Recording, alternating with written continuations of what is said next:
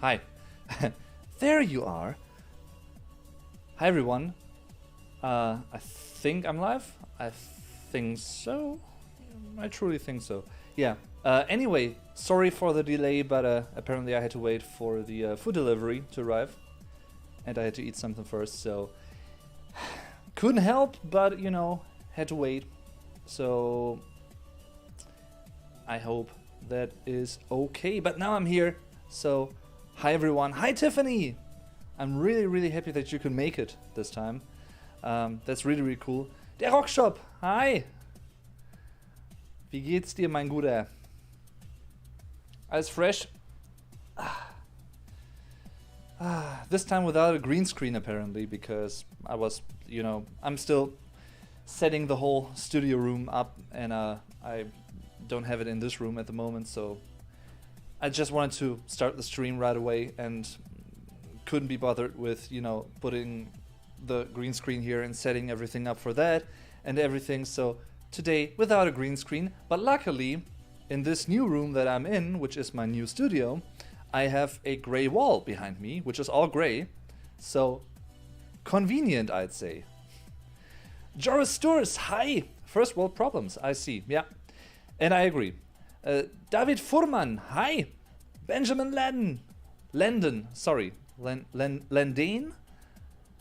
I always try to remember how to pronounce that E with the apostrophe on top, like that accent.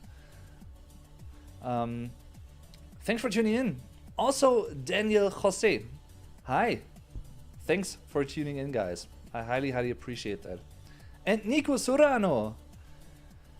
Love your names, actually, you know. They all have a certain ring to them, and I do like that. I definitely do. So, how are you doing, everyone?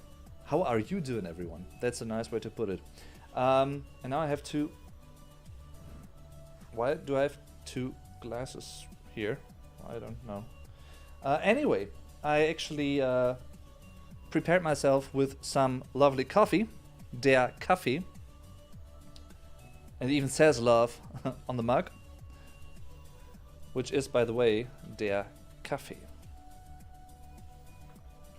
The coffee. I hope the music isn't too loud. If it is, feel free to let me know, because I can't really hear if it's too loud for you guys. So you have to tell me that kind of stuff. And I can turn it louder or lower, but it shouldn't be too loud. I'm sorry that I didn't get your birthday. No worries at all, Benjamin. That's totally fine. Yeah, I also had a birthday live stream, which was pretty cool. Many of you tune in, and that was also much fun, to be honest. Mir geht's gut. Ich bin in Sibiu, Romania heute. Tiffany says, I'm doing well, you know, and I'm in Sibiu, Romania today. And I really appreciate that you actually wrote that in German. That is really cool. Much appreciated. Also, Gret, I'm sorry, my tongue. Greg KF0CUZ. Quocious, maybe? Hello, my family name from Germany is Grünwald. Do you mean Grünwald or do you mean Grünenwald? Because Grünenwald is sort of a form to say green forest. Der grüne Wald, you know, the green forest. Der grüne Wald, the green forest. Or simply der Wald, the forest, you know? The forest.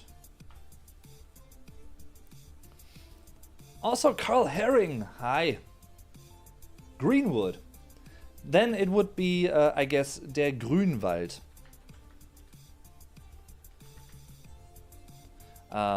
Which sort of is a compound word meaning exactly that, literally, you know, the green forest.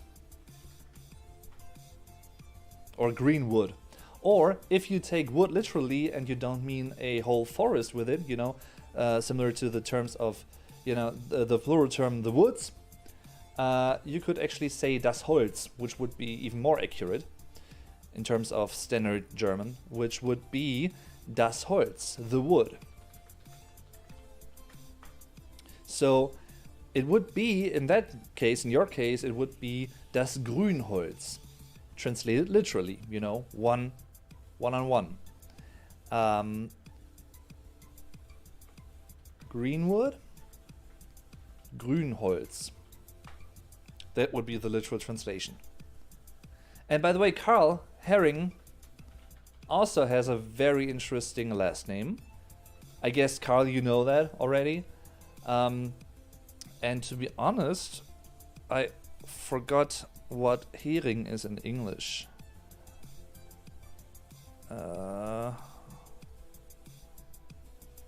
Is it herring? Yeah, there's like the red herring, I guess. Yeah. Because it's a fish, a breed, like a type of fish. Der Hering. The herring. Is it with 1 or 2 R?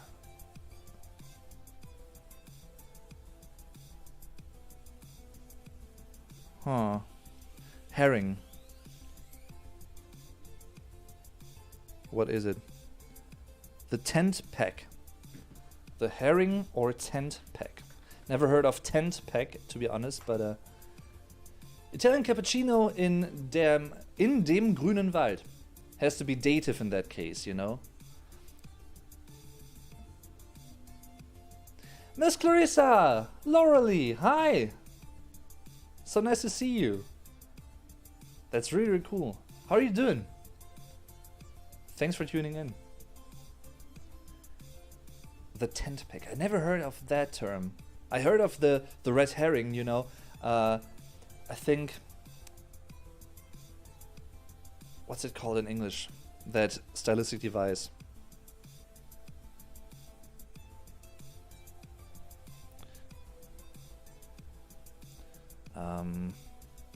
Is it just a red herring? Maybe. Yeah, it's like a,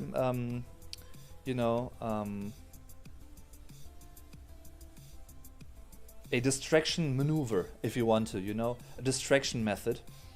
Der rote Hering. You can find it pretty much in prose, like in stories or novels or movies even, and shows, of course. So, 1 R ist German, 2 R's ist English. Okay. Tentpack ist dann wahrscheinlich der Zelthering, der immer auf Festivals geht und so, ne? Mhm. By the way, guys, feel free to keep your fingers crossed for Der Rock Shop in the chat. He's a good friend of mine and he has just written his bachelor thesis. So, and I had the honor of correcting it, lecturing it and reading through. And it's really fascinating.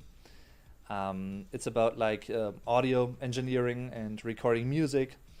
And I'm wishing him nothing but the best with it and with his career endeavors, of course, because he's a great guy. And I think I said that before. I actually got to know Der Rock Shop through Rammstein, because when they released their comeback album, their untitled or self-titled album, like in 2019, he actually had a musical analysis. I wanted to say a musical analysis of Deutschland, the comeback single, and I was really stoked watching that. And I just got in touch with him. I wrote a comment, I think, and that's how we actually got to know each other. And yeah, the rest is history. So, hey, what is the difference between Tod and Tod? That's a very good question. I'm really sorry that I can't read out your name because I can't read kanji, but or maybe you've told me in a stream before, like previously, and I can't remember because I'm old and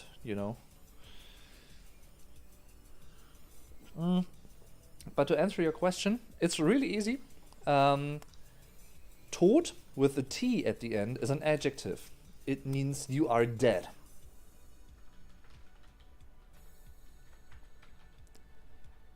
Tod with a D at the end, der Tod, is a noun. It's the death. That is the difference. So you can actually, that's a good way to remember it maybe, because I mean the pronunciation is pretty much the same. There is no difference, but maybe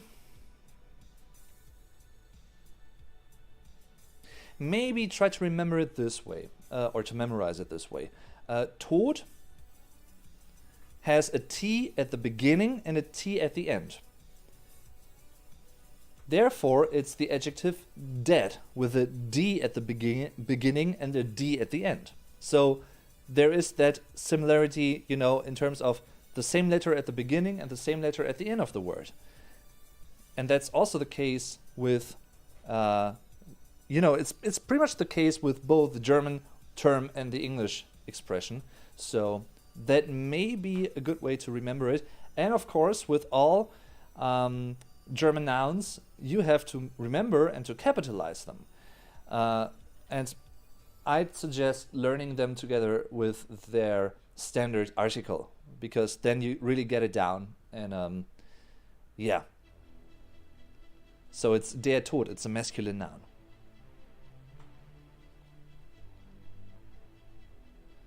And that's very kind of you to say, Nico. Thank you very much. Benjamin says, ich liebe deutsche Sprache. In that case, you would actually have to insert the article in between. Ich liebe die deutsche Sprache. You know? It's pretty much the accusative object. Wen oder was liebst du?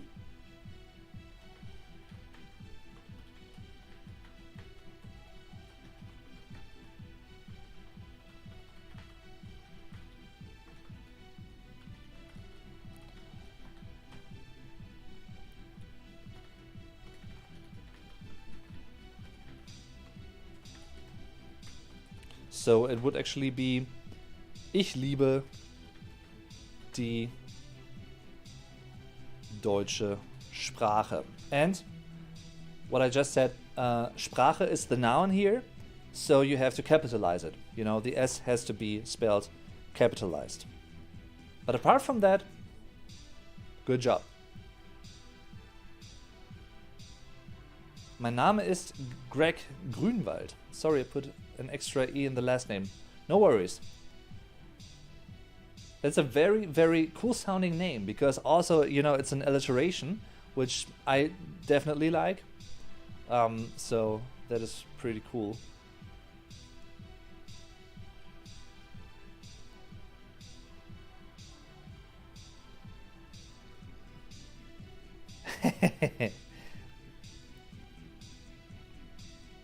Actually, I wanted to learn some Japanese at some point in life, like maybe 2, 3, 4 years ago, but I couldn't get around to do it because it's so time consuming, and you really have to sit down and to invest time in it, and it's just not feasible for me at the moment, because, you know, I have a regular job, and then I have the second job, which is YouTube. Then I also have a podcast that I'm running. Then I also want to spend time with friends, with my family and everything, you know. So I don't want to complain. I'm far from complaining, don't get me wrong. But it's just that I don't really have so much more time to do so many more things at the moment. But I'm happy the way things run. And, you know, I'm happy the way it is.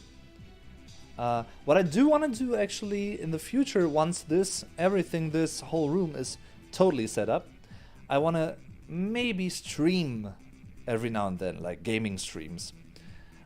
So yeah.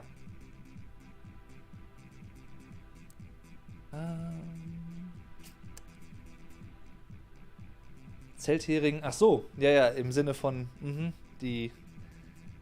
das meintest du. Befestigungshaken, auch ein schönes deutsches Wort, mit denen man das Zelt aufspannt. Die heißen im Deutschen ja auch Heringe. Tentpack bezieht sich ein bisschen darauf und nicht auf den Fisch.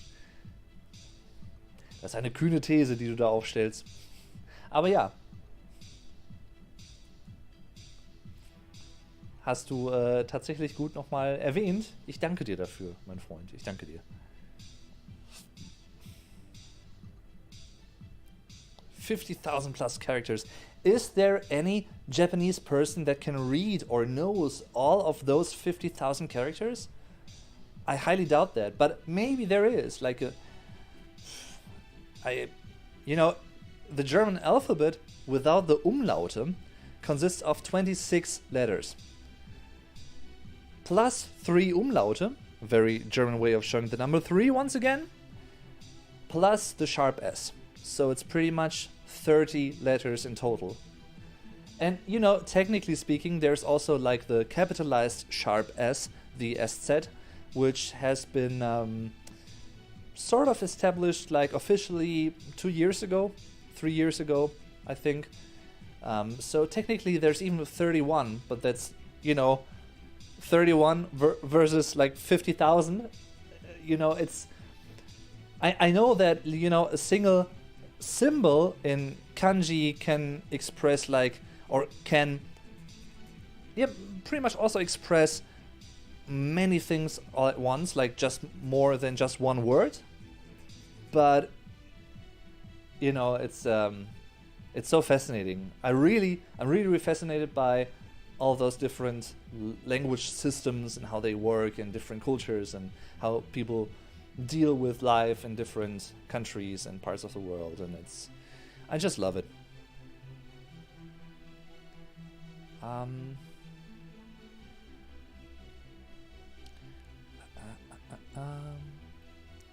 Gaming streams are awesome. I highly agree.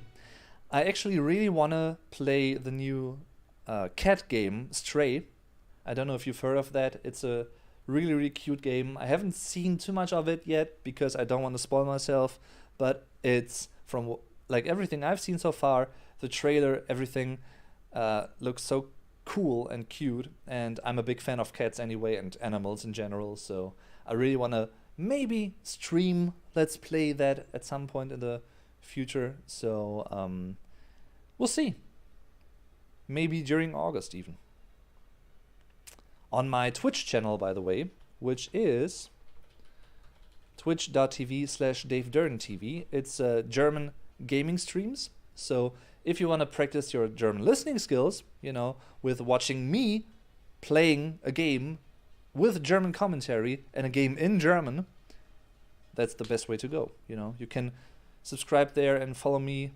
You can follow me there for free because, it's different to YouTube, because what a subscription on YouTube is, which is for free, is a follow on Twitch. That is also for free, but you can also subscribe on Twitch, which is, I think, equal to $3.99 per month or something, or like $4.99 even. So, yeah. And talking about stuff that I'm doing, I actually just addressed it a couple of minutes ago.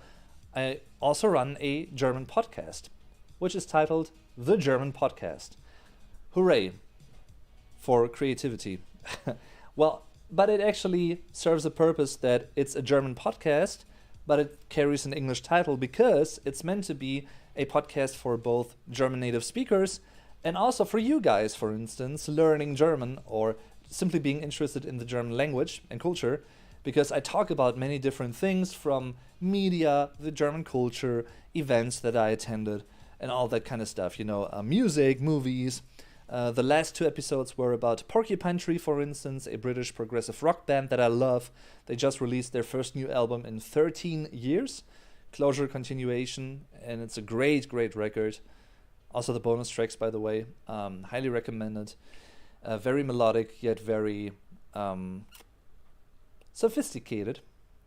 And the last episode that I released this Wednesday is about Stranger Things, the new season 4 of Stranger Things, and what I think about it. And like I said, everything in German, of course, because it is the German podcast, ladies and gentlemen.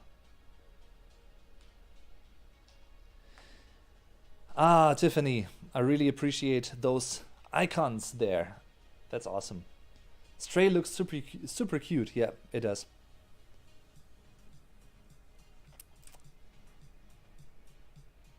5,000 to 10,000. Wow. That's so crazy. Like from a German perspective and from the German linguistic system perspective, that is rad. I mean, in German, of course, you also have to know words. Just knowing letters is one step of the ladder, but knowing syllables and words and prefixes, suffixes, prepositions, articles, all that kind of stuff, all the grammatical side of things, that's also, that can also be quite a lot. So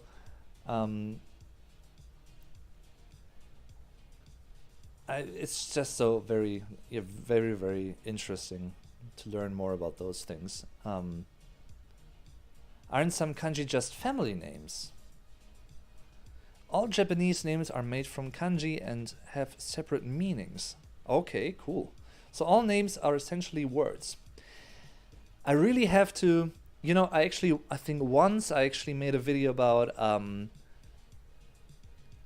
think it was me comparing the German language to Japanese. Like the linguistic systems and linguistic structures, the basic things, similarities and differences. I think I actually made such a video like a couple of years ago, and maybe that's something that I wanna explore even more in the future at times.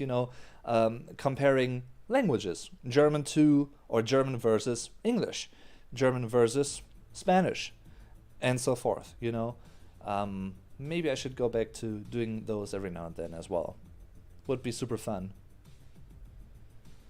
Not to be confused with highly intoxicated and unshowered people on festival camping grounds. The tent pigs.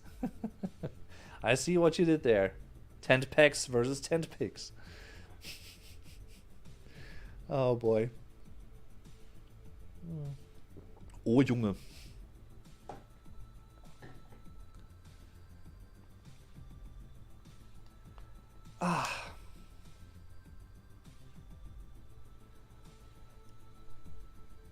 I hope you had a great day, by the way, because for me, the Friday is the last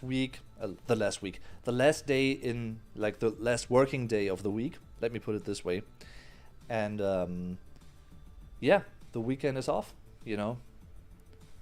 So that's convenient, that's awesome.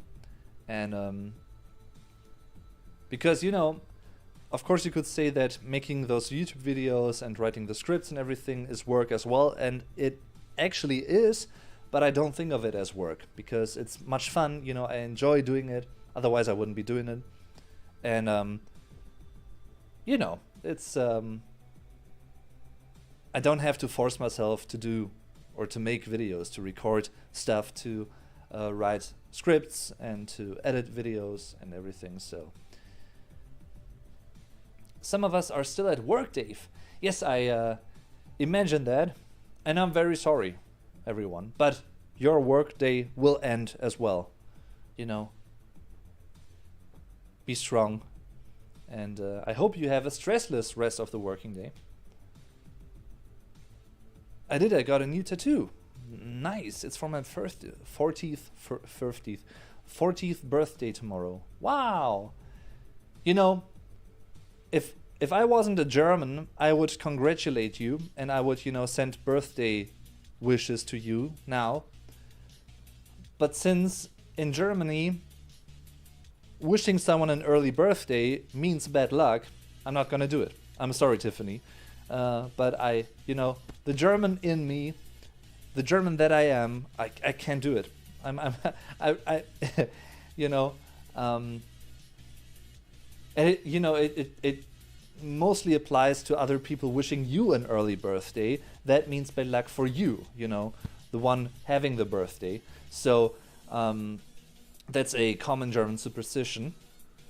But if it weren't for that, I would totally wish you a really, really cool and really, really great birthday tomorrow. So think of it as if I wished you a happy birthday, an early happy birthday, but then again, I didn't officially. Okay? Maybe let's do it this way. I went to university today to have some final questions about my thesis answered. Now I'm basically finished and I can have it printed on Monday. See? I'm proud of you. I'm really proud of you.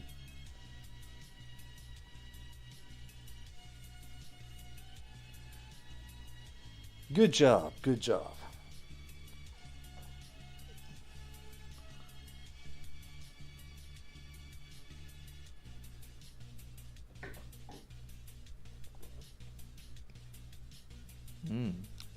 Delicious coffee.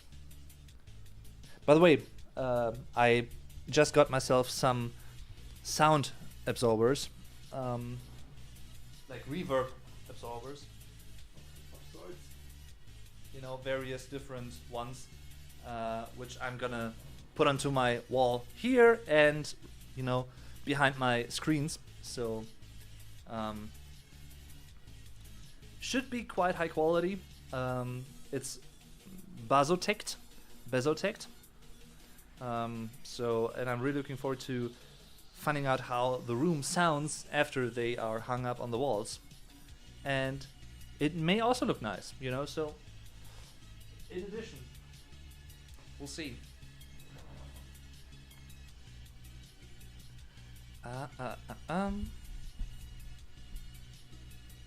I'm in the middle of my work day, but luckily it's slow and I work from home, so German stream time is the perfect distraction. Quote unquote. Love it.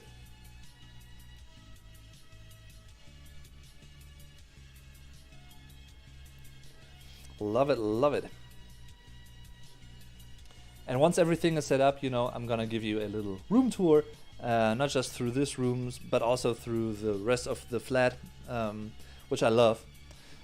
This is, like, of all of the flats that I've lived in, this one is my favorite one by far. It is, I just love it.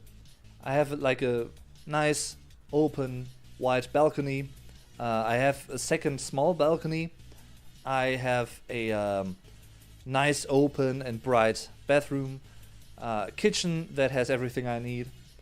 This room is like, it's, you know, for like a studio room and or like an office. I prefer to say studio, even though it's actually just an office room, but studio sounds more, you know, sophisticated in a way. But I mean, it is a studio because I'm recording things here and, you know, podcasts and videos and all that stuff. So I guess you can call it a studio. I don't know. Anyway, don't want to sound pretentious. The living room is, you know, has a really cool size as well. And the neighbors are really, really friendly. Just love them. Very kind. And yeah, I'm really happy with this flat. Can't wait to release the album later this year. I'm very hyped to share that with the world after having put so much effort into it for the last 6 months. And I'm really, really looking forward to that. To listening to the whole album. Because, you know, exploring new music is always fun, I feel. And I do like that and doing that. You don't sound pretentious at all. Be proud of your new place. Yeah, I guess maybe it's some like a typical German thing to not, you know, over-express things or to be. Maybe it's a hot take, but I feel like to some degree, many Germans don't really feel like showing pride in terms of what they have achieved or do, or, you know, what they really like or go for, you know, what they are really into, and they don't usually, or many of them, you know, you can generalize, of course, but I feel many Germans have a tendency to not really talk about that openly, or to really, you know, yeah, I'm working on that and it's doing quite all right, you know, but yeah. And then people say, hey, you can be proud of yourself, you know, and then they might go like, yeah, thank you, but you know, don't want to pride myself, and don't want to, you know, don't feel like really stating that I love what I'm doing and everything, you know. Maybe it's a partially a German thing, but I would, you know, and I'm to some degree I'm the same, to be honest. Even though I am, how should I put it? Because it's easy to sound pretentious saying something like that, but I don't mean it in that way. But I'm, to some degree, I am proud of all this. I mean, it's a niche channel. I keep saying that, and I'm well aware of that. So that makes it all the harder for me to find like tons of new subscribers. But the channel is growing constantly. There's not one day without like at least 10 or 15, 20, sometimes even like 50, 60 new subscribers on this channel, which I feel very humble about, you know, and also the views that the channel is getting on a daily basis is, yeah, I guess you can call it, I'm like pride maybe to some degree. And even like, especially when I get feedback from you guys saying that the videos have been entertaining and or helpful, you know, in terms of learning more about the German language and culture and how it works. All of that is motivational and yeah, it makes me proud, to be honest, you know, in a way.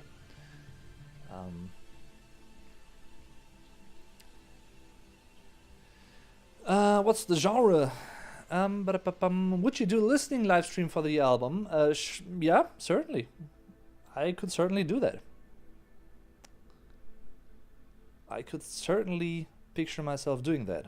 Jakey, hi! Thanks for tuning in, Jake. How are you doing? Thanks for being here. Excuse me. Progressive rock / metal. The band is called Alternative Ways, and we already have music out there on YouTube and Spotify in case you want to get your impression of it. Yes. Great stuff. Instrumental, progressive music, you know.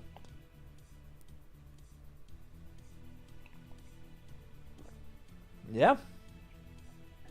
I could definitely see myself doing that.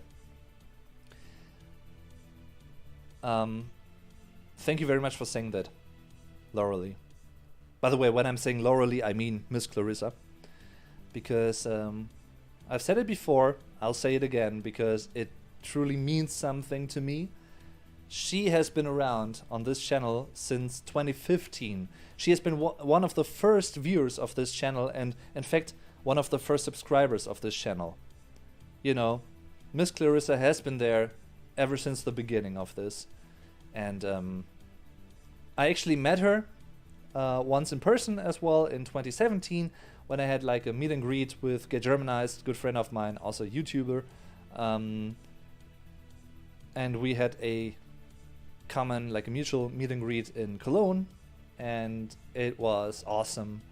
And I would love to do something like that again, because that was the one and only meet and greet that I've had so far. And I would really like to have like more in the future, if it's, you know, possible, feasible. Of course, I guess it would make sense to have one in the USA at some point. Once I have the needs to go to the USA, I would certainly like to do that and have like a meet and greet with you guys there. But maybe also in Germany again, you know, why not? Because that one in Cologne, I think we were like 12, 13, 14, 15 people around that, which was just like a really nice amount of people. It was not like too many people, because I'm afraid that if it's like too many people, it can easily get depersonalized, if that makes sense, if you know what I mean. You know, it's hard to focus on every single person there and to give every single person attention, you know, and to spend time with them, to talk to them, because that is what I really want to do. And that is also one of the reasons why I like doing those live streams here, because it's the best way for me to communicate with you guys, apart from, answering comments, which I sadly don't really have too much time all the time to do that, to answer all comments. I try to read as many as I can regularly. So, yeah.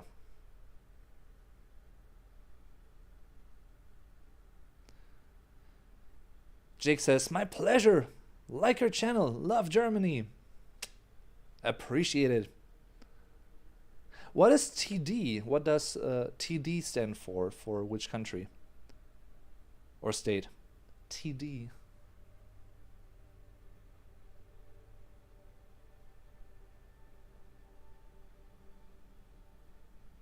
Can't come up with it right now. I have a fun German story that I don't know if I've mentioned. My dad was born in England, but his mother is German, so he grew up speaking German. However, after me and my siblings were born, we moved to South America and learned Spanish. My dad was unable to learn the rolled R in Spanish until, unlike Till Lindemann, instead he uses the back of the throat German R, the soft one. Meanwhile, since I learned Spanish so young, I have a very hard time with the German R. Yeah, the German R. But yeah, it's very funny hearing Dad speaking Spanish with German R's. I can totally picture that, Nico. That's a really cool story. Thanks for sharing that. I mean, it's the same for Germans learning English. It's not so much like a difference or like a difficulty for many Germans regarding British English, because you don't have like a strong R, the rothic R, as you have it in American English, because then you have that rothic R, I think it's called, the R, what I'm doing as well. Even though back in school I learned British English, which I guess up to this day is the standard variant of English that German students learn in school in Germany, British English. But through media and this channel, and meeting you guys through videos and in the comment section and talking to you guys, meeting some of you in person, also through Get Germanized, for instance, because back in the day, especially when he would have his birthday celebration on Halloween, and I would be there too, of course, in a way. So I would also get to know new people that he invited from his channel. For instance, dear Jesselyn from Canada, she's a mutual friend of ours, and she's such a cool person, very down to earth, very friendly, very likable, just the type of person that I really like. And or Crystal, for instance, Joanna from San Diego, or someone like Yasu, or a Japanese friend who's living in Düsseldorf, and so many other cool people, and it's such a, it really is a blessing to be able to communicate and to interact so directly with people from totally different parts of the world. And yeah, I feel very grateful for having that opportunity, because not many people have that, in a way, when you think about it. Because, and it also, in terms of a more egocentric point of view, or like selfish, quote unquote selfish perspective, it also helps me maintaining my spoken English, because that's the thing with many Germans. Even though they might have spoken English quite well in school, when they were in school in Germany, they might forget most of it afterwards if they don't use it.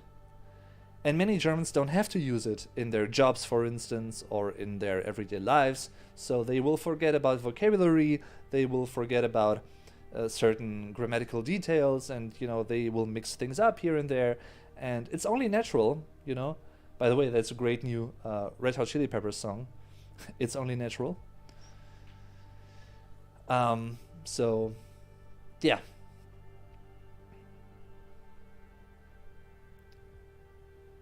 I just love it.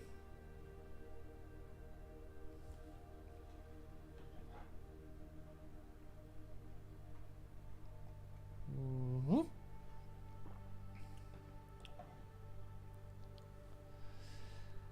So, and I hope to be able to finally get back to recording videos regularly by the end of this weekend onwards, because I could have like filmed 1 or 2 videos before, previously during July, but I didn't want to be honest, because I'm not really satisfied with the sound yet.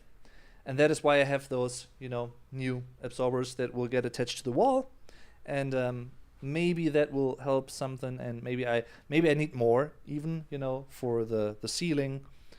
We'll see, but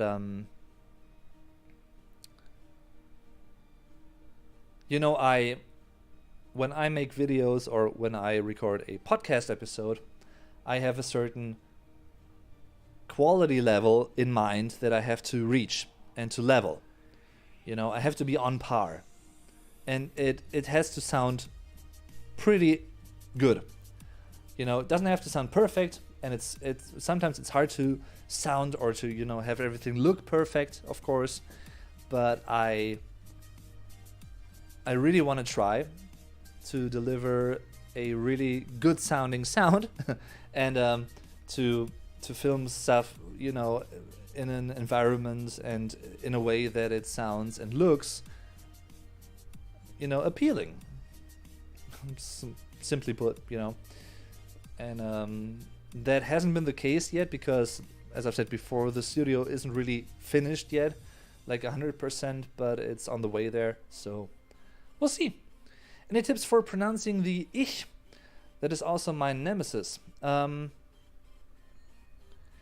It's pretty much, I try to think of an English term that also features the light type of sound, because in German we have 2 types of ch sounds. The light one, which sounds like pretty much like a snake hiss, if you will, in ich, and it correlates with light sounding vowels, in this case the I, ich, ich. So that is the very, very light sound. So maybe try to imagine, the sound of a snake, like a cat hiss, for instance, like Miss Clarissa actually said. That is a good point as well, like a but not so strong, maybe, like not really aggressive, but just like a soft ich. Maybe that helps. And then there's also like a more throaty, darker sounding. It comes more from the throat, from down here. It's pretty much as if you have to cough, like if you have like if your voice is sort of stuck here and you have to clear your throat. Kind of like that. But anyway, that would be, gentle cat hiss. Yeah, that's actually a great way to put it. And that, the more throaty sound you can find in, for instance, das Buch, the book, or machen,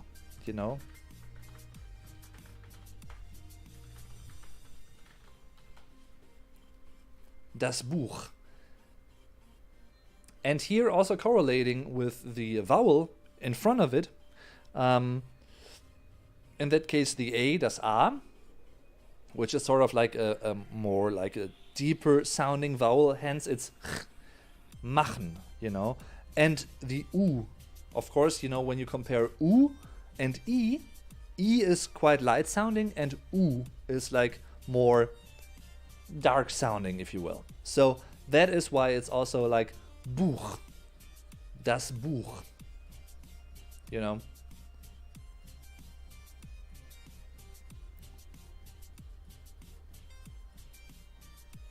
When it comes to E, you know, and you think of sprechen, for instance, it's the more light sounding sprechen, to speak. So I would say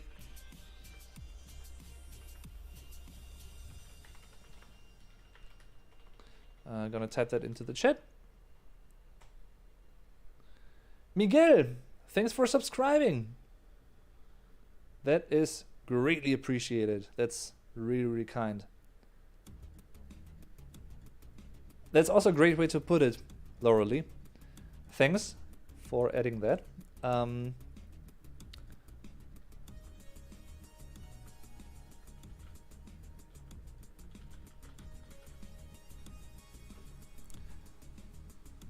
That's pretty much, most of the time, that's the way it is.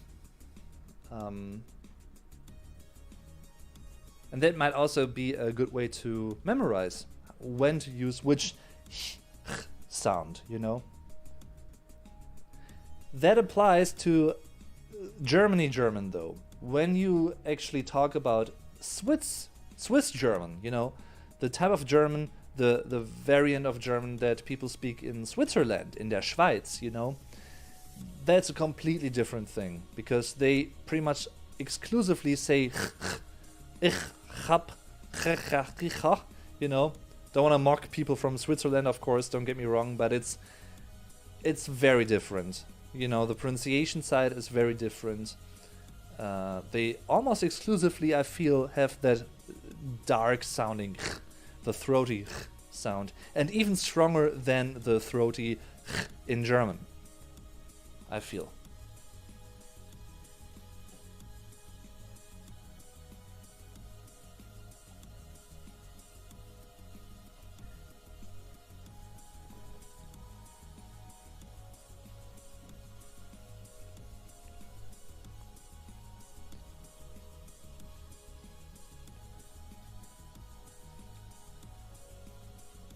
Also, you know what? What I want to do on stream as well. I think I've done that before, maybe even in the last stream. I'm not too sure, but let's see. I really want to do something real quick. Just give me a moment in time. Give me one moment in time. Da da dee dee doo doo dee da da.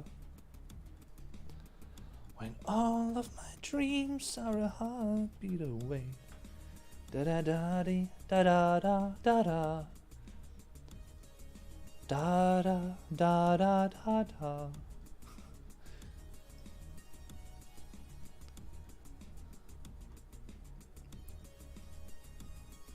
Let's see. So what I want to do real quick is give all my Patreon supporters a huge shout out for their support, for your support. And especially I want to give, you know, a mention shout out to level 2+ patrons. First and foremost, Lauralee, because she's been a patron for quite a long time now, and it has helped so immensely. You can't really imagine Lauralee, you know, the microphone and the key lights and, you know, different things, the camera, it's, and also, you know, beyond that, it has helped. And I still have big plans in terms of this flat. If everything works out, we'll see. But yeah,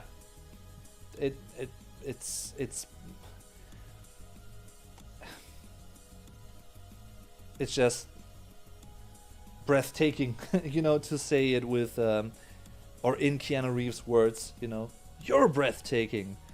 So I want to give a huge, heartfelt shout out to Lauralee, to Asperger9, to Thomas L. Gibson, to Fenris, to Marcelo de Santos Medeiros, I'm sorry, to Ellie Ferguson, to Barbara Ruhier Wallace, to Bruce Grant, to Regina Martin, to Charles Ryu, to Carl Creighton, to Nicholas Nickner, to Janie Yao, and to Nicole Weck.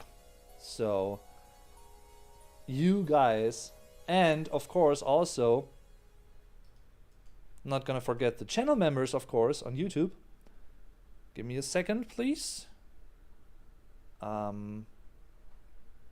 So we'll see. Where are you guys?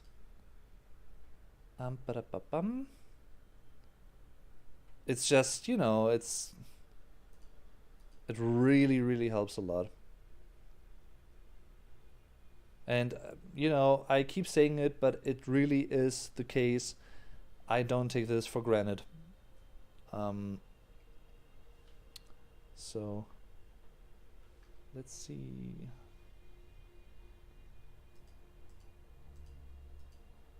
Where can I see my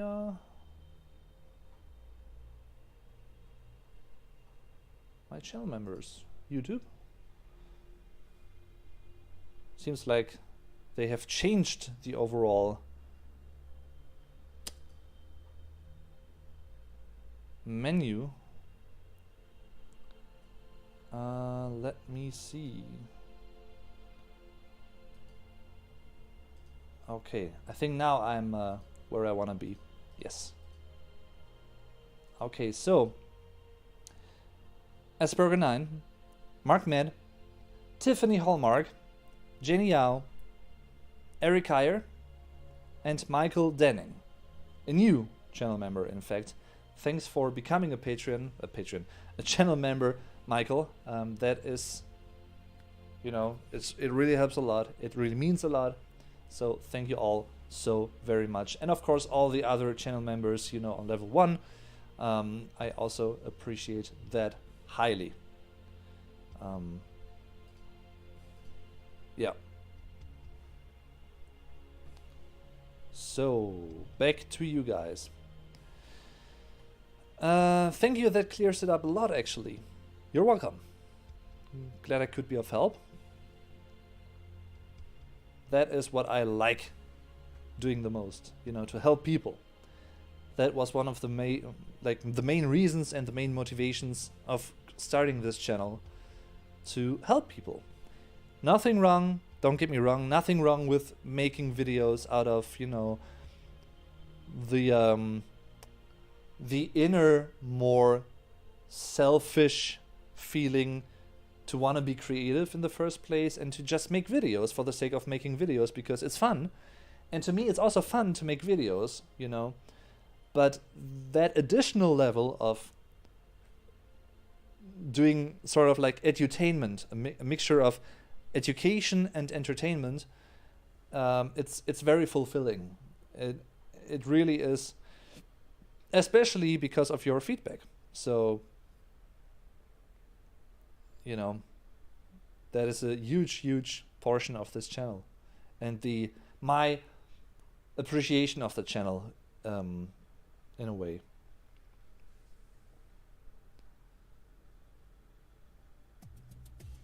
And together, you know, we're on the road to 100K subscribers. Maybe at some point I'll reach that, maybe not, I don't know.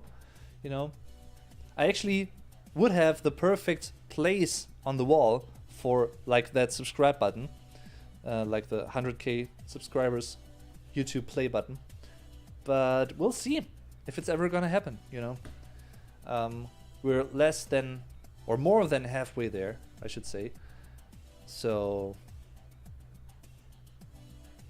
we'll see. Would be really cool, of course.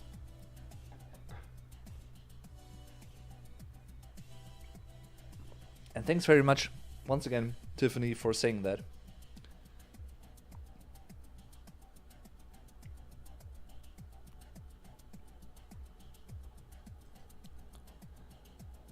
So, by the way, one of the next videos is gonna be another Rammstein-related one about Dicke Titten and the lyrics to that one. And of course, all the other songs on the new album will follow in the future. So, but I also want to, of course, as I've said before, and I will repeatedly say this, this channel won't turn into a Rammstein-only channel. Even though I do have a lot of Rammstein videos on the channel. One, because it's much fun for me, because I love the band as well, you know. And of course, secondly, in a way, those are the videos that get the most views, you know, that you guys seem to be most interested in comparison. And but I also like doing those other types of videos. For instance, you know, learn German with video games, learn German with music, with other bands or artists, for instance, you know. Mighty Claw, hi! Nice to catch a stream. I'm so glad you got to see Rammstein finally. Thank you very much. It was really awesome, gotta say. I actually just uploaded like a concert review vlog like last week, I guess, or like 1.5 weeks ago, around that time. So if you haven't watched that yet, feel free to do it, because I tried to actually capture what the fascination of that concert was like for me and my dad, because we went there together, and it was a gift for him on his 60th birthday, and he didn't see it coming at all. And it was such a great experience, and I would love to do it again, certainly. And you know, sometimes people say, oh, concerts and shows, you know, they got so expensive, and it's true, they got more expensive in recent months and years, due to many factors actually. But you know, in the case of Rammstein specifically, I feel the money you invest in going to a Rammstein show is really worth it, because the show is on such a high production level and it has such a high production value in its own right that it truly is worth every single cent, if you ask me. You know, all the pyrotechnics, all the fire installments, and the sheer size of the stage, and you know, everything. It's mind-blowing. It's really a unique experience to go to a Rammstein show. So I'm not sponsored, by the way, to say this. Disclaimer, you know, transparency disclaimer. I'm not sponsored by Rammstein for making all of the videos I've made about them. I'm not sponsored by their management or any party involved with them. I'm not. I just love the band and I just like making those videos. So it's as simple as that, actually. I saw it, it was great. I saw them in Cardiff and it was so cool hearing your thoughts. I think I actually read, was it you who actually wrote a comment about that? Seeing them in Cardiff, because I think I remember someone writing that as well. So it might have been you. That's so cute. Aw, yeah, it is. It was really, really cute. It was awesome. Actually, you know what? I would have loved, in a way, I would love to go to the or one of the 2 Taylor Hawkins tribute shows that will take place in September, but one is in London, I think, and the other one is in LA. So it's a bit far away, and it's sold out anyway. So yeah.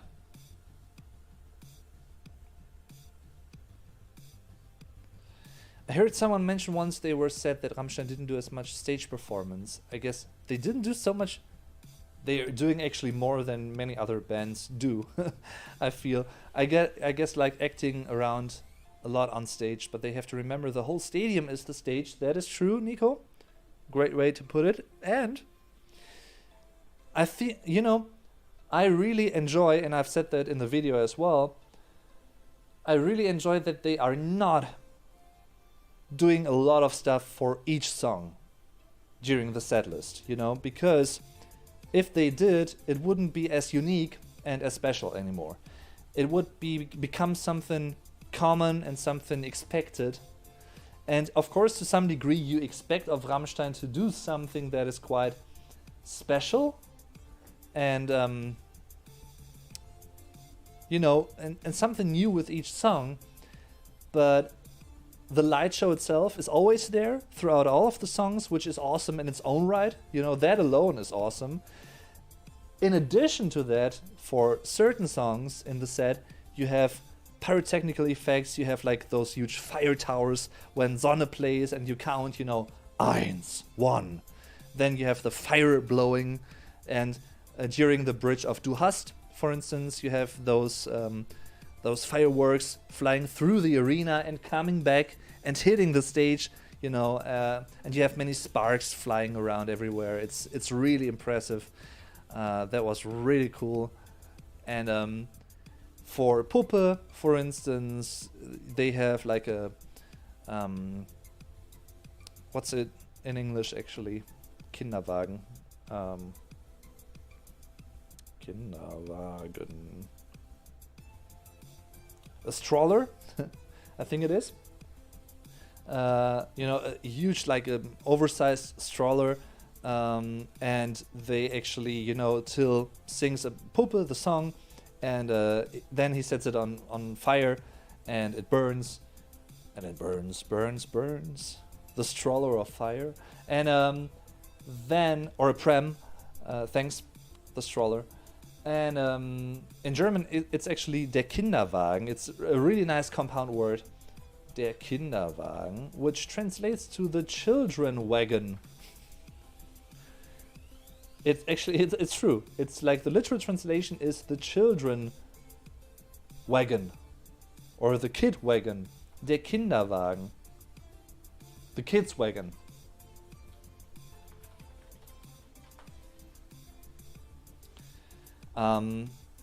So, and for mein Teil, my part, that is, they have that huge pot where Flake, the keyboarder, is in, and Till also sets that aflame. It is a really impressive show, and I like that they are not like overacting for each song. So I wouldn't I wouldn't agree with people saying they don't do as much stage performance. Quite the opposite, actually. When you compare it to many other bands in their genre, and in terms of live shows anyway, they are doing quite a lot, actually. So the Kids Wagon, yes. Hi Toby, by the way. They were really hyper at last night's show. It was quite funny. I like that they do a little bit of acting along with rocking out as they play. I mean, of course, the show they deliver is more or less the same wherever they go, but there's nothing wrong with that because different people see different shows. And of course, you have some like Uber fans who are really traveling to every single venue of a tour to see the band live like 30 times maybe even. I've never been one of those people, also because it's quite costly to be honest, and but you have to keep in mind, of course, it's a well thought out show, it's a well choreographed show, but it doesn't feel unnatural, like to the degree of, it feels artificial or too artificial and too fake. I don't think so. Ja. Stellt euch mal vor, Till Lindemann wäre ein Grillmeister, wie so ein geschmorter, gegrillter Flake schmecken würde. Toby actually said, imagine Till Lindemann being like a barbecue master. How would a smoked or barbecued Flake actually taste like? What would it taste like? I don't know. Yeah, maybe 30 times was a bit exaggerated. But maybe let's say 4 times or like 5 times. And nothing wrong with that. If people want to do that, more power to them. It's just not that I wouldn't do that. Because I want to, part of it, one reason would be it's quite costly, as I've said before, and I would rather spend that money that I could spend for the additional concerts for concerts of other artists. And secondly, I feel like if you really go watch like 4, 5, 6, maybe even more concerts of the same tour, with some bands it can become quite repetitive because they tend to play the same set list every single time and they do the exact same things every single time. Once again, nothing wrong with that because usually you have to think of it like different town, different people who haven't seen the previous concert of the tour. So it's a new experience for them. It's the same for the band every single night and for fans that follow the band. But for people that go to a concert just once, it's something unique to them. And but I want that concert experience to be as unique as possible. And I can only achieve that if I go to like just one show of a tour, or maybe like 2 shows at a max, but that's it. There are other bands that change up the set list pretty much every single night. Then it's something different as well, of course. But, you know, or for instance, when a band plays at the same venue, but like maybe 3 nights in a row, and each night with a different set list. That is also something different, of course. Then I would also say, you know, if it's feasible, if it's possible, I would maybe try to attend like all 2 or 3 shows even. You know.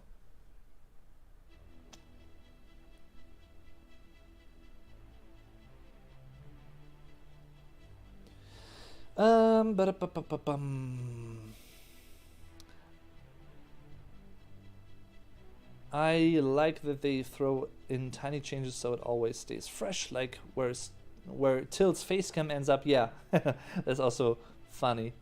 Richard's mouth, for example, or what piece of stage equipment Till breaks. But you can also get like great impressions on the official Rammstein Instagram, where they upload like little video snippets and pictures every now and then. I thought it was too much to fly from Australia to the UK to see them. Yeah. But some people commit even more than I did. You know, that is definitely a commitment. I would definitely agree. Wow. Also bei Rise Against, den Ärzten oder Papa Roach würde ich das schon machen. Aber jede Nacht? Wirklich? Oder meinst du halt mehrere Konzerte, aber nicht halt alle?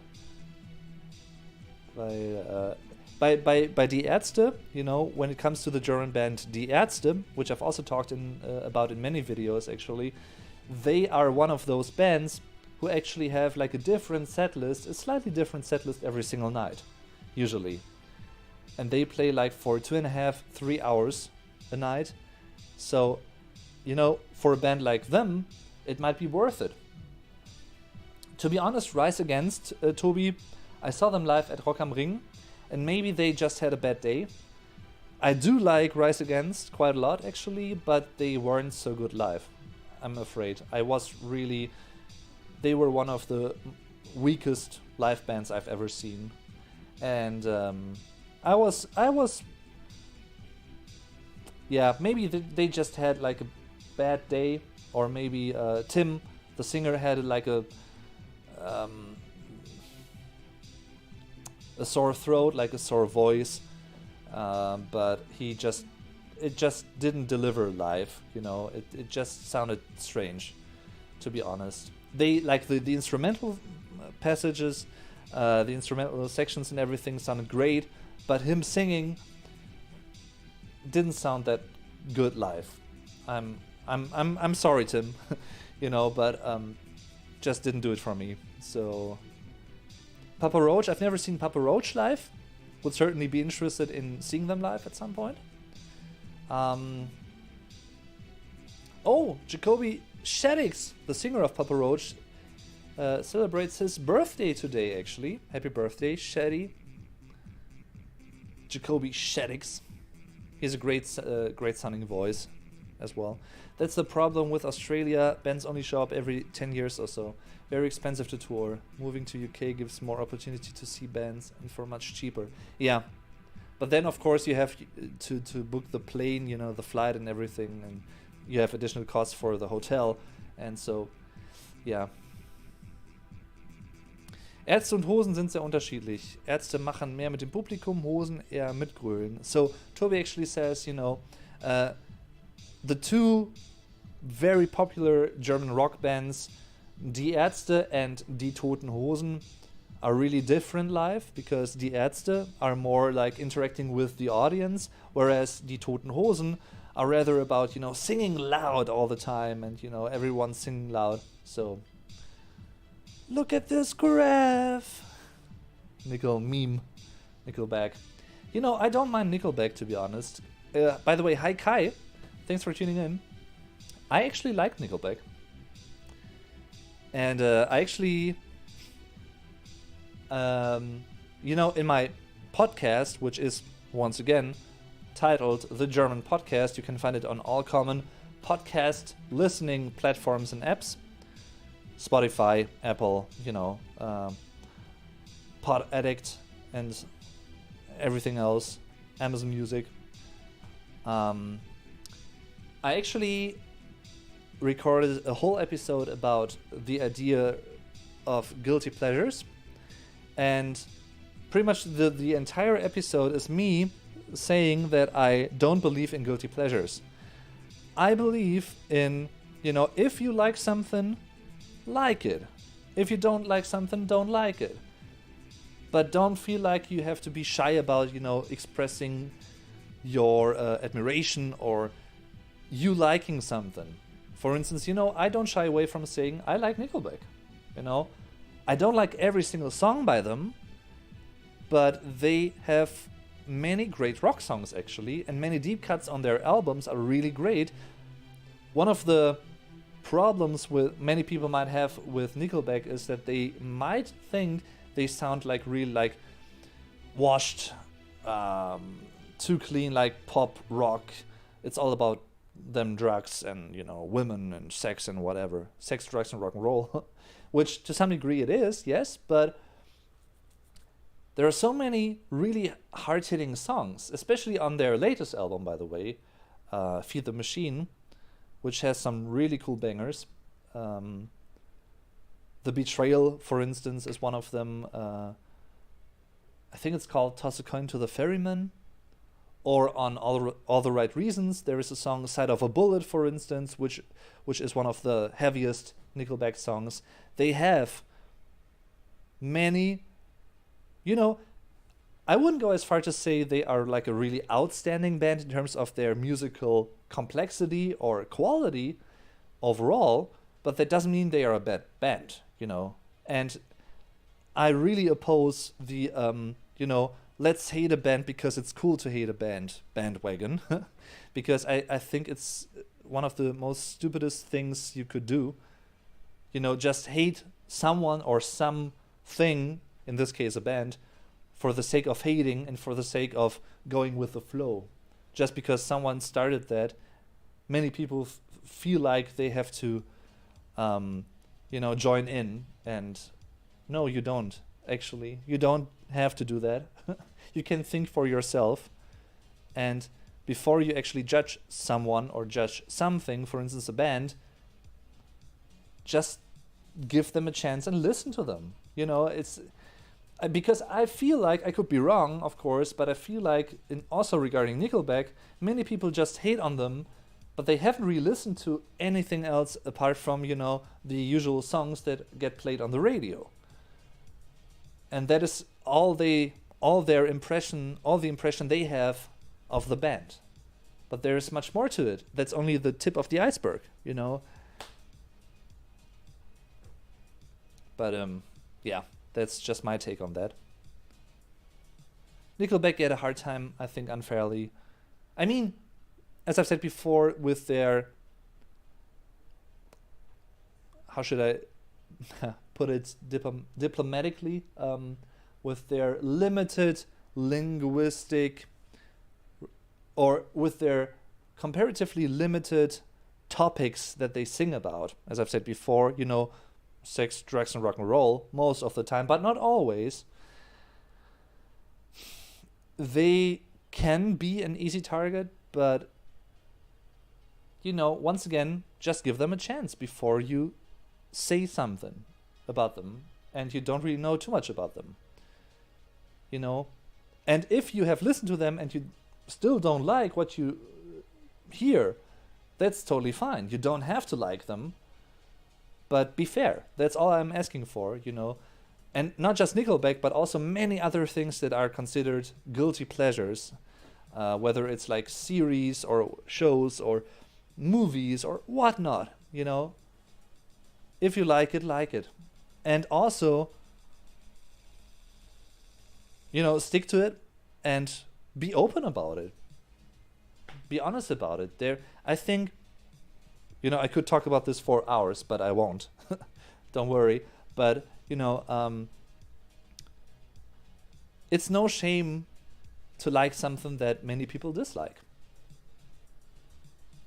Because it's not like the point of appreciation, of aesthetic appreciation, is not the amount of people liking something, it's whether you yourself like it or not. It's not about other people liking it or not.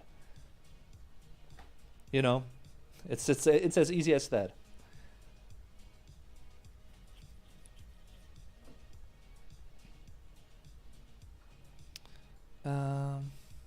Hab gehört, dass es eher im Charakter von Chad Krüger liegt, warum die Band so gehasst wird. I don't know. Toby actually said, you know, he's heard that it mainly has to do with the character of Chad Krüger, and that's the reason why the band gets so much hate. I don't know. I don't know them in person. You know, that's another thing. People making assumptions about someone they don't know in person.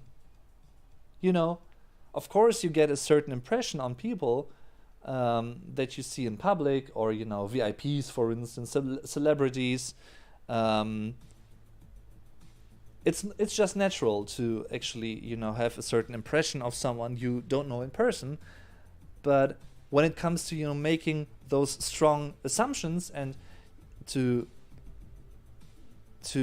develop certain strong opinions about someone, you can't really do that as long as you don't know that person in person, you know, because they might be someone completely different, or they might have like, or let me put it this way, they might play a role as a singer on stage, in a movie, on a show, and, you know, off camera, in their private lives, they might be completely different. They might live a completely different life.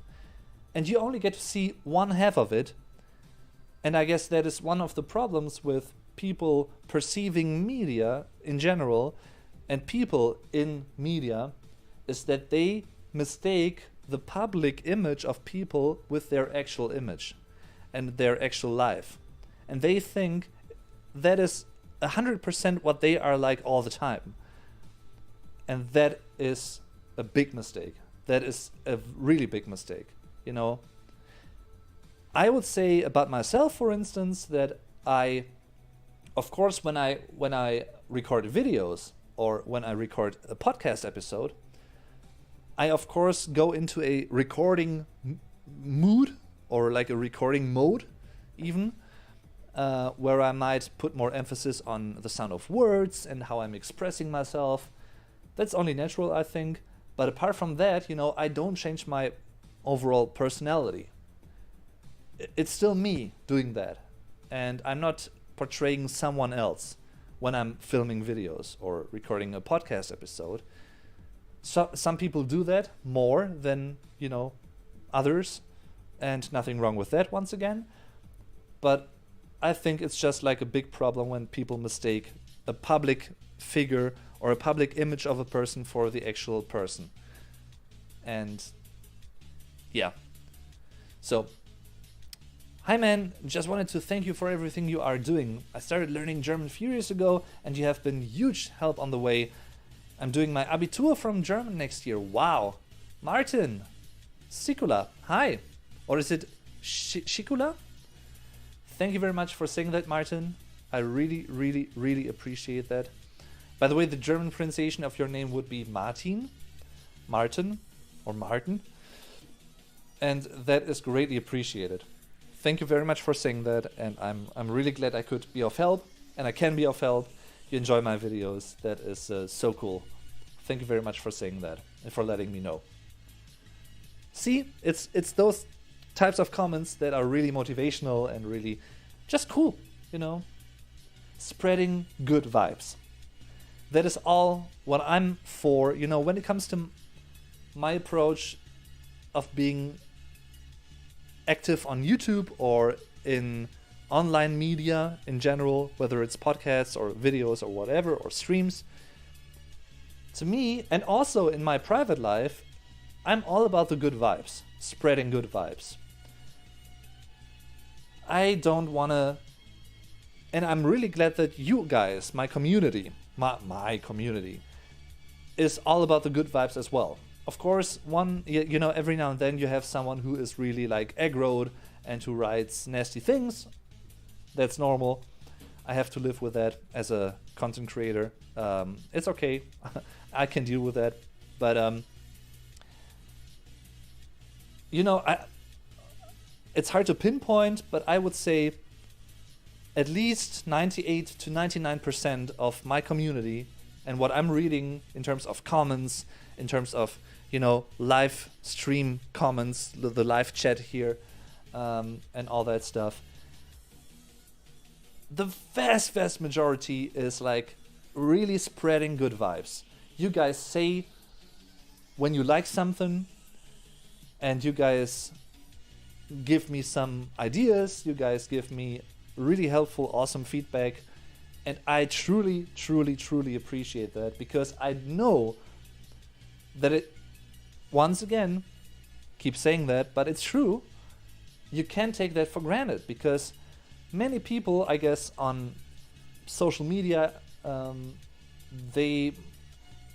when people like to write comments on social media, many people, I feel, these days only write stuff that is negative.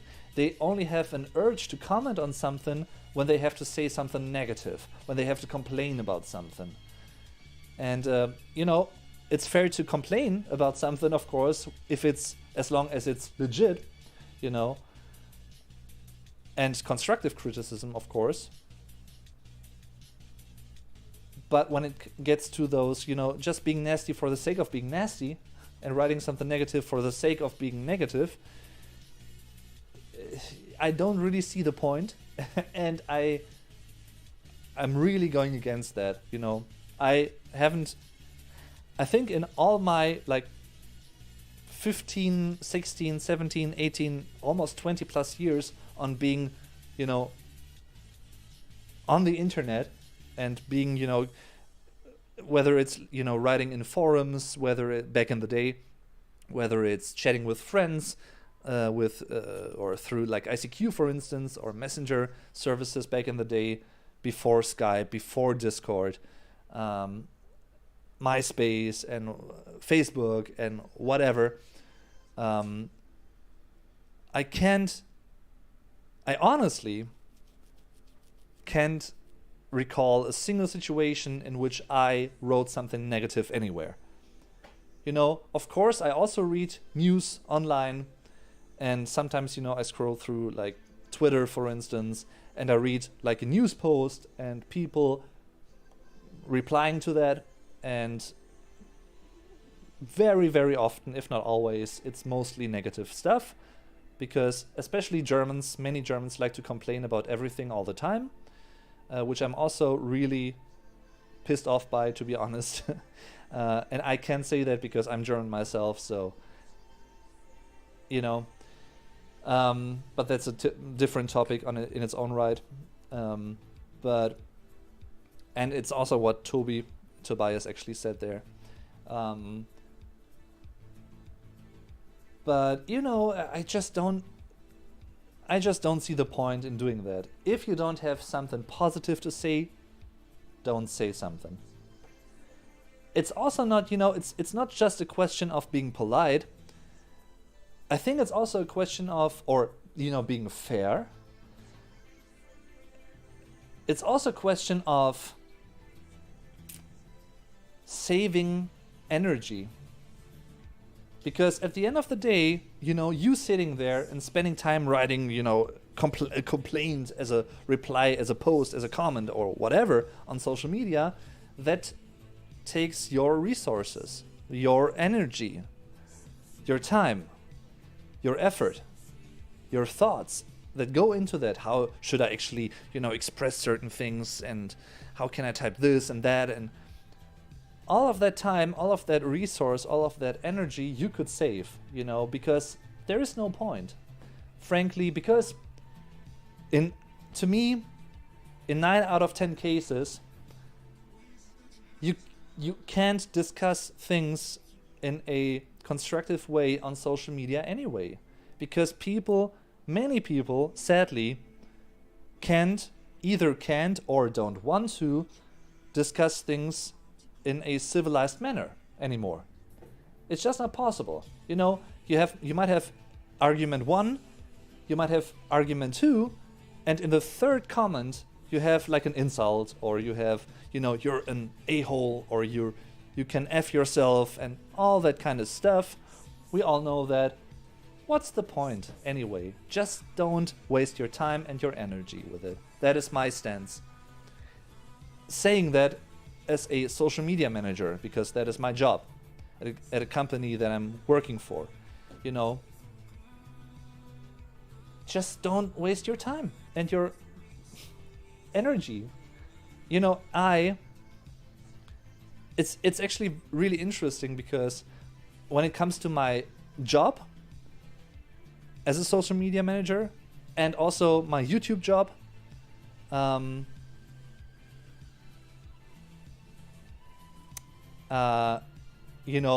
I don't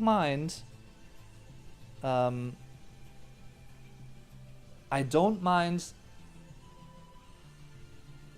posting something on social media, and I don't mind, using social media actively, regularly. Not at all. Not in the slightest, actually. Quite the opposite. It's much fun. But when it comes to me, like in my personal life, I'm using it less and less. And I don't miss it. And when I really think about it, the time that I've saved through not writing something on social media, to not or in not scrolling through my feed every 2 minutes, as many people do these days, because let's be honest, they are addicted to social media. Many people are, and many people are addicted to the internet. And don't get me wrong, I wouldn't exclude myself. I guess it's also part of like a generational thing to some degree, because I've grown up with it, and younger generations have grown up with it even more. But it's the older the older I get, and the more I use it on a professional basis, in terms of my jobs, the less I use it privately. For instance, like even 2 years ago or 3 years ago, I posted new pictures on Instagram pretty much daily. And this year, maybe I've posted like 10 pictures, if at all, and it's like the end of July, it's almost August, and I've only posted like 10, 11, 12 pictures. Plus, or like posts, let me put it this way, posts. If I don't have something to tell, I don't want to make something up to be able to tell something on social media, because there's no point. There's no point. I'm really sorry. I hope I didn't get on anyone's nerves for talking so much about this topic, but it really affects us all at the end of the day, more or less, because we all, we live in the year 2022. We all have, I guess, more or less something to do with the online world, the digital world, social media, and all that stuff. And it is a really fascinating topic, but it's not just positive, and it's not just negative. To put it in the words of the great band Talk, life's what you make it. The life is what you make of it, and how you use your time. And that's just my take on it. Nothing wrong with people who want to scroll through like Twitter all day long. If people want to do that, more power to you. Once again, you know, that's me spreading good vibes in a way that, you know, I'm transparent and I am very open-minded when it comes to those things. And not just that, but I just don't see any sense in doing that to that degree anymore. So one thing, for instance, that I still have push notifications on my phone, but what I don't have is like a ringtone. For many years, actually, I have it, pretty much, not even like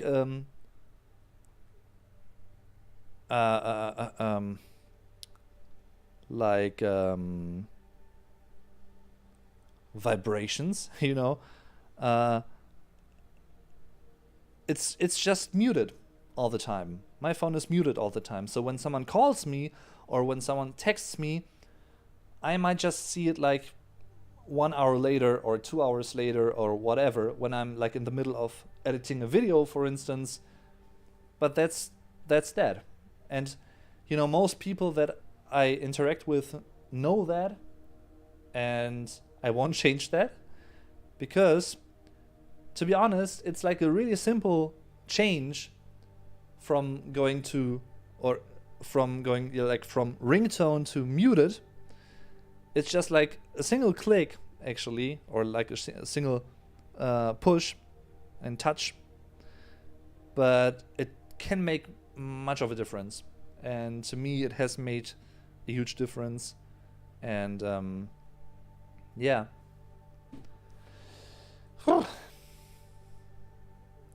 Die Leute fühlen sich sicher vor ihrem Bildschirm und denken, dort kann ich unbeschadet schreiben, was ich will. Im echten Leben würden diese Menschen es sich nicht trauen. That's a very good point.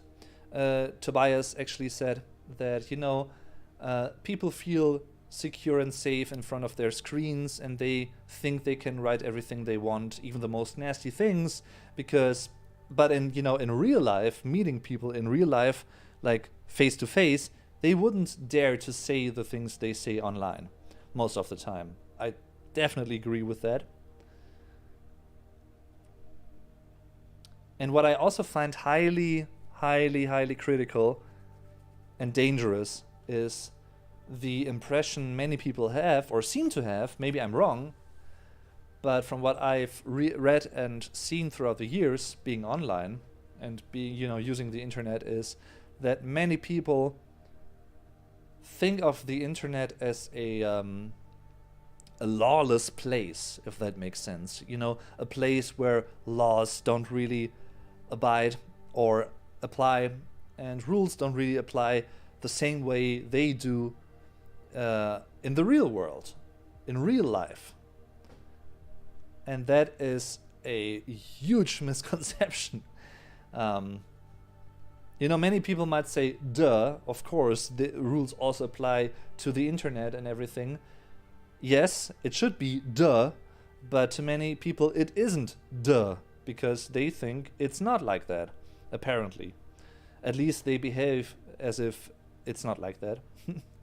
Sometimes. I've stopped using Twitter, really. It's just depressing. I've been using Instagram more, as it's more enjoyable seeing photos and videos or things I like. Same, actually. You know, it's interesting. I would say, like, in the previous like 2, 3, 4 months ish this year, I've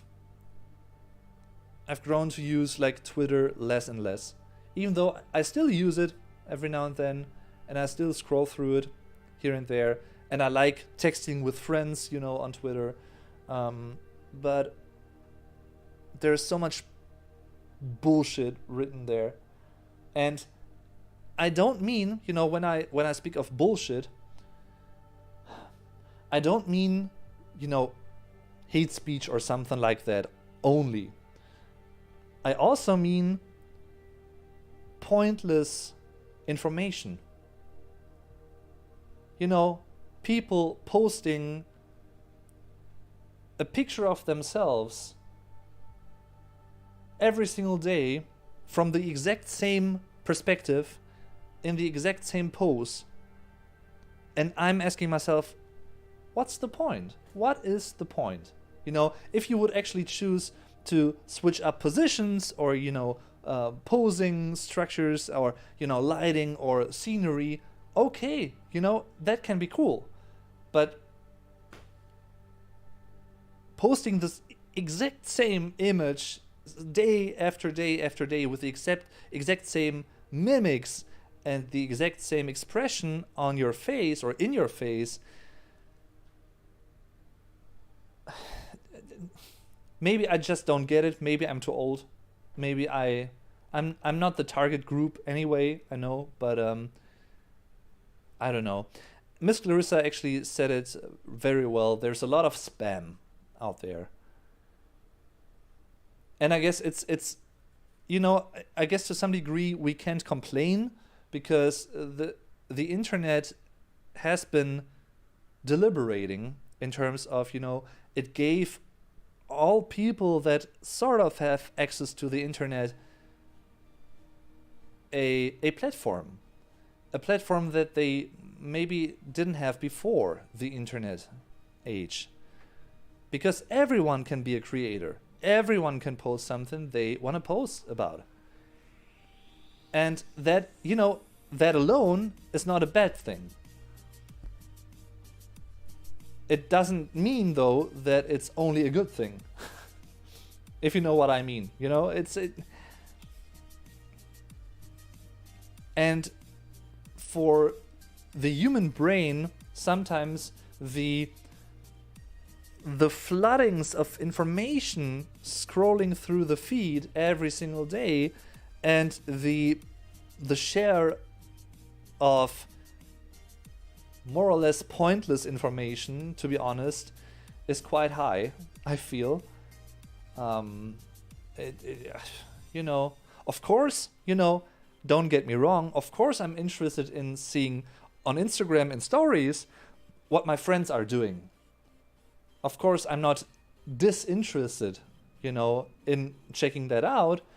But still, even that, you know, I can't be bothered to watch Instagram stories every single day. Even if it's like from friends. And it's nothing against my friends. Nothing against those people. In any way, shape, or form. I just don't... You know, maybe I just don't have... And I don't want to spend, once again, I don't want to spend the energy and time to do that. I simply don't want to do that anymore. And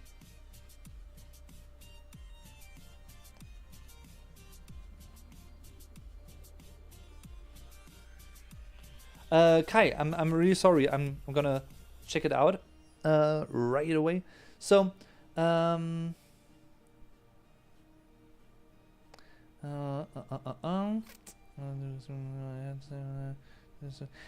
that's totally alright, Kai. Don't you worry at all. And I didn't, you know, didn't get that wrong, I hope. So that is totally alright. And I much appreciate your hindsight information. So don't you worry at all.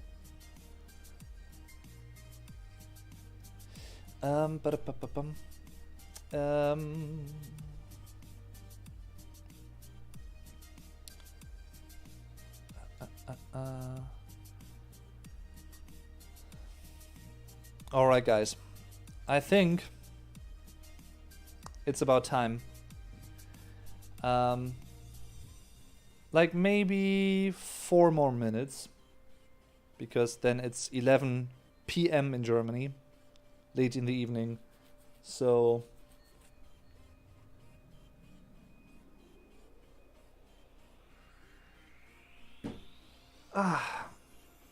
by the way, I'm really sorry if I annoyed you with my rant, but it's something that I keep thinking about because, of course, social media is a big part of my life, my professional life, that is. And what I just said about Instagram and me doing less on Instagram compared to previous years doesn't mean that I I'm done with Instagram, because it's not the case. I like using Instagram, and I still love posting photos as, snapshots of memories. I like to refer to them, because I've posted photos of concerts that I've been to recently: Ghost, Tool, Rammstein, the Red Hot Chili Peppers, and even more to come. And I will continue doing that. And it might sound selfish, and if it does, it is, maybe, I don't know, but I mostly use Instagram as part of, or as some sort of like a visual diary for me as well. And if people enjoy it, that is great, of course. And I'm really glad. And if you can also take something out of those photos, and if you can maybe share those moments as well, or you can relate to them. But it's something that I also do for myself at the end of the day. So Mateusz, hi, thanks for tuning in. Hi Dave, I think I found your channel the other day while I was drunk browsing YouTube and found some Rammstein I really have problems with that word, I'm sorry. Analysis. Anyway, I have this question. I'm from Poland. I work for a German company here. I've been learning the language for like 5 to 6 years now, but somehow I can't get used to it. I communicate with people from Germany daily, but it seems to me that when I try to use German, they take advantage of that and treat me as if I was somehow inferior because I can't communicate properly. But when I use English, then we are both on foreign territory in terms of language. This makes us more or less equal. I have to point here that my German is worse than my English. Any tips to help to rectify the situation? Ooh, that's a good question, and thanks for sharing that actually, and being so open about that. Because learning something new, whether it's a language or something else, can be tricky, of course. The German language can be quite tricky. That's what I've heard from many people.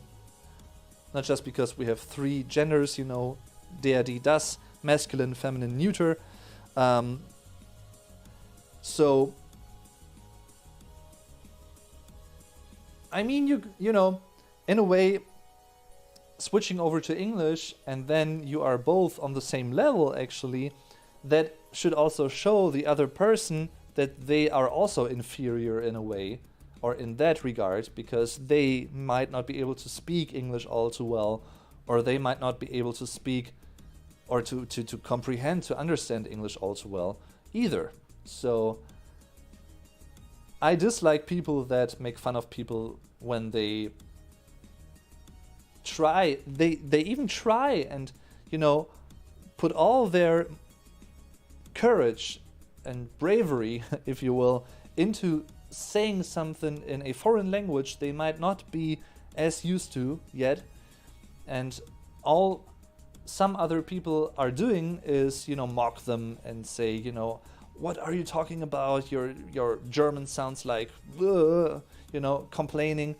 I really dislike that attitude that some people have. Luckily, it's not all people having that attitude by far. So, any tips to help to rectify the situation? I think maybe showing them more actively how you learn the language, or that you have, how should I put it? Maybe that you've started to find out more about the German culture and the language, the linguistic system, showing the other person that you have a genuine, like a big interest in wanting to learn more about Germany and the German language by watching shows in German, by listening to German music, maybe something like that, maybe showing them how much you are invested in really trying to learn the language properly and continuously. That might impress them even more. It also depends on the person, of course, and you know,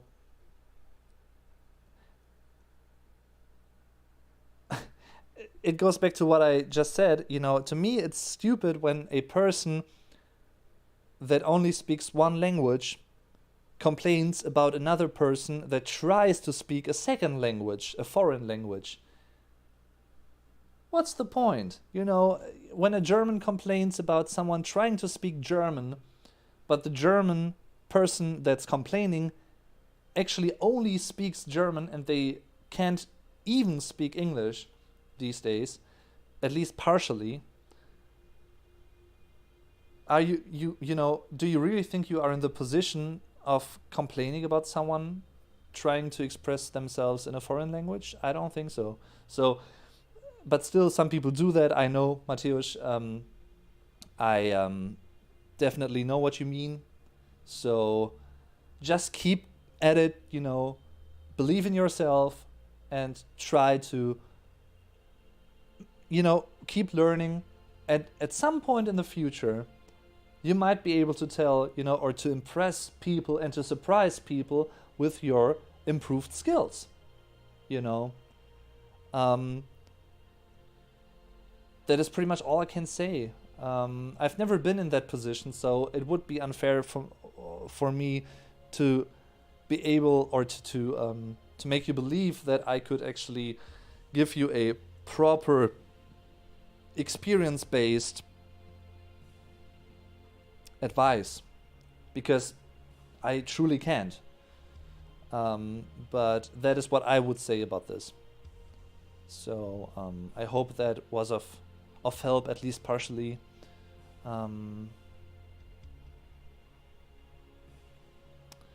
So Martin, yeah. Jay Cree, hi. Thanks for tuning in. You know what, guys?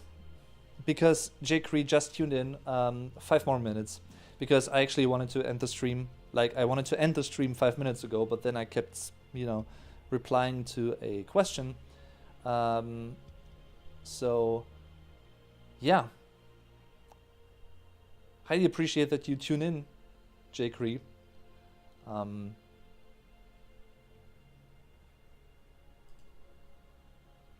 That is always of help to encourage others. Yes. Definitely. Once again, spread the good vibes, not the bad ones. Spread the good vibes. That is pretty much my life motto, if you want to.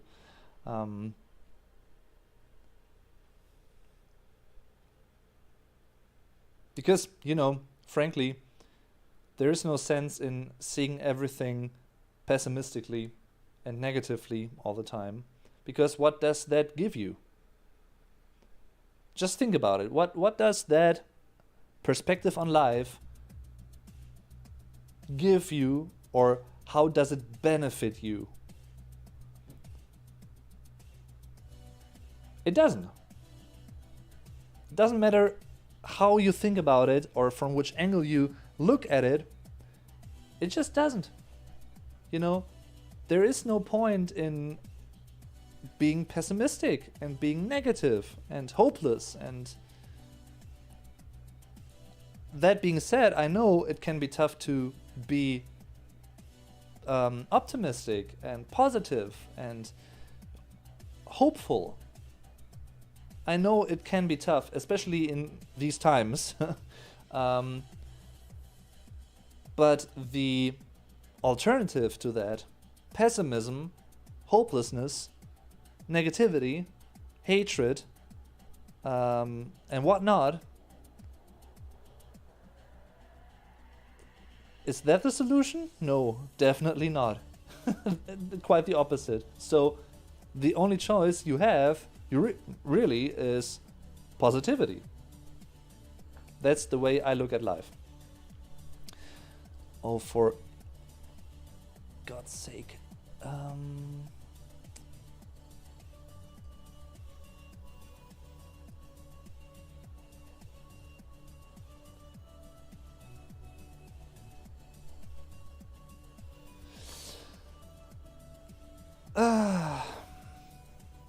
And I think, you know, in a way, that is a good way to end the the stream, in a way, you know. I mean, once again, I'm a tolerant person. If people want to be pessimistic, let them be pessimistic. More power to them. I don't mind. It's not my life, it's their lives. So it's, if they decide to be pessimistic, be pessimistic. But I I don't want to waste my time thinking in negative ways all the time. No.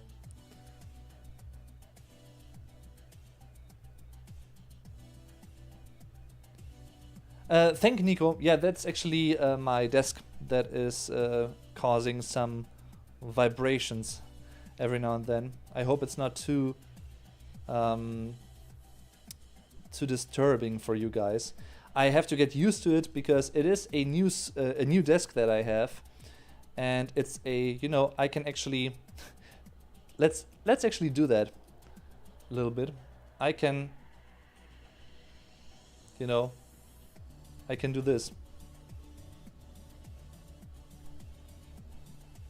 I can adjust the height, you know, and it's really, really cool.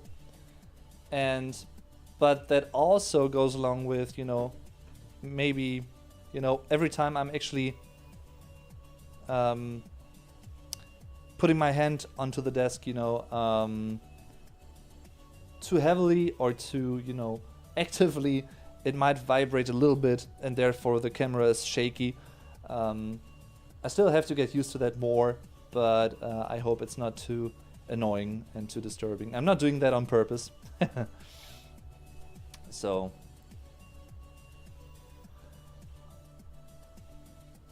but thanks for telling me, of course, you know. Nice ceiling. Ah, Laurelie. Pessimism is counterproductive. That's a great way to put it. And that's also a great way to end the stream, everyone. Thank you very much for being here and for having spent the time, the evening, the day, the afternoon, the morning, with me, a little bit at least. And I truly love that you are as interested, you know, in my videos and in my streams and everything I'm doing on YouTube. And even the podcast, for instance, as well, of course. The support on Patreon and as channel members or via tips and everything. Of course, that as well.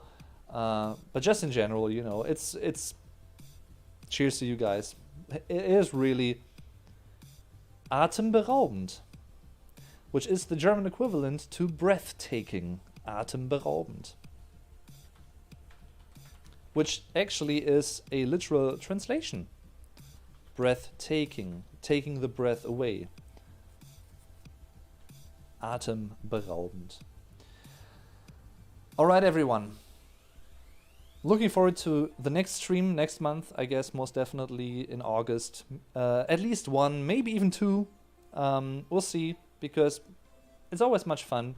So if I couldn't answer your question, don't worry, please.